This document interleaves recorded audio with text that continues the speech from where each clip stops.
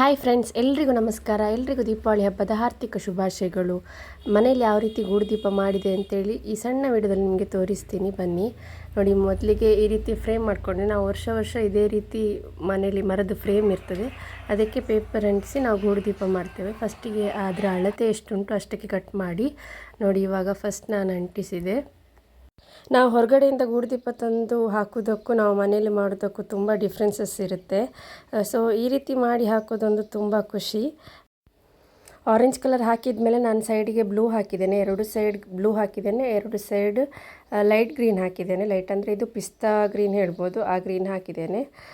ಈಗ ನೋಡಿ, ಒಂದು 30% ಅಷ್ಟು ಕಂಪ್ಲೀಟ್ ಆಯಿತು ಗೂಡುದೀಪ. ಇದರಲ್ಲಿ ಇದು ಫಸ್ಟ್ ಸ್ಟೇಜ್, ಇದೆಲ್ಲ ತುಂಬ ಸುಲಭ ಮಾಡಲಿಕ್ಕೆ. ಇದರ ಫಿನಿಶಿಂಗ್ ಸ್ವಲ್ಪ ಕಷ್ಟ ಆಗುತ್ತೆ ಮಾಡಲಿಕ್ಕೆ. ಇನ್ನು ಮೇಲೆ ಮತ್ತು ಕೆಳಗಡೆ ನೋಡಿ, ಮೇಲೆ ಮತ್ತು ಕೆಳಗಡೆ ಕೂಡ ಈಗ ಅಂಟಿಸಿ ಆಯಿತು. ಅಂಟಿಸಿ ಆದಮೇಲೆ ಯಾವ ರೀತಿ ಕಾಣುತ್ತೆ ಅಂತೇಳಿ ನೋಡಿ. ನಾನೀಗ ಬಾರ್ಡರ್ ಹಾಕ್ತಾಯಿದ್ದೆ. ಬಾರ್ಡರ್ ಹಾಕಬೇಕಾದ್ರೆ ಗೋಲ್ಡನ್ ಮತ್ತು ರೆಡ್ ಇತ್ತು, ಬಟ್ ನಾನು ರೆಡ್ ಚೆಂದ ಕಾಣ್ತದೆ ಅಂತೇಳಿ ರೆಡ್ ಹಾಕಿದೆ. ಬಟ್ ಗೋಲ್ಡನ್ ಚೆಂದ ಕಾಣ್ತಾ ಇದೆ, ಗೋಲ್ಡನ್ ಹಾಕ್ಬೋದಿತ್ತು ಎಲ್ಲ ಫುಲ್ ಸೈಡ್.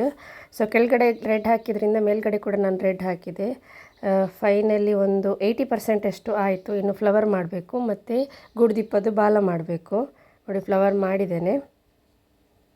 ಫ್ಲವರ್ ಅಂಟಿಸಿ ಆದಮೇಲೆ ನೋಡಿ ಯಾವ ರೀತಿ ಕಾಣುತ್ತೆ ಅಂತೇಳಿ ಗೂಡುದೀಪ. ಈಗ ಕೊನೆಗೆ ಗೂಡುದೀಪದ್ದು ಮೇನ್ ಅಟ್ರಾಕ್ಷನ್ ಬಾಲ ಅಂಟಿಸಬೇಕು.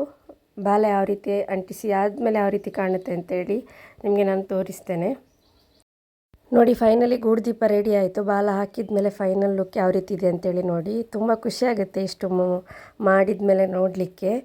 ಇದು ಮಾಡಲಿಕ್ಕೆ ನಾನು ಅರೌಂಡ್ 2 hours ತೊಗೊಂಡಿದ್ದೇನೆ. ಬೇಗ ಕೂಡ ಮಾಡ್ಬೋದು, ಬಟ್ ನಾವು ಸೆಟ್ಟೆಲ್ಲ ಮಾಡಿ ಕಲರ್ ಯಾವುದೆಲ್ಲ ಚೂಸ್ ಮಾಡುವಾಗ ಸ್ವಲ್ಪ ಟೈಮ್ ತಗೊಳ್ತದೆ ನೋಡಿ. ಇವಾಗ ಫೈನಲ್ ಆಗಿ ರೆಡಿ ಆಯಿತು.